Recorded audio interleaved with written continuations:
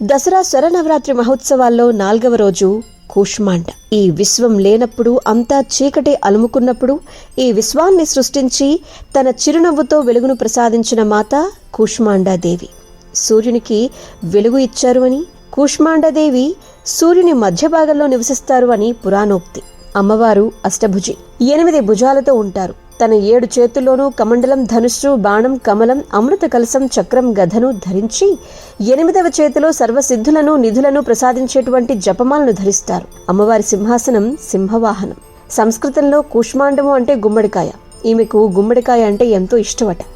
ఈ దేవుని ఉపాసిస్తే గనక మనసు అనాహత చక్రంలో స్థిరంగా ఉంటుంది అని చెప్పి ఉపాసకులకు ఆయురారోగ్యాలను ప్రసాదించడమే కాకుండా వారి కష్టాలను కూడా పోగొడతారు అని చెప్పి అందుకే నైవేద్యంగా చిల్లులేని అల్లం గారెలను అమ్మవారికి సమర్పించాలి అంటారు. ఈ పూట సురసంపూర్ణ కలశం రుధిరాప్లుతమేవచ దదానహస్త పద్మాభ్యాం కూష్మాండ శుభదాస్తమే అంటూ అమ్మవారిని పూజించుకోవాలి.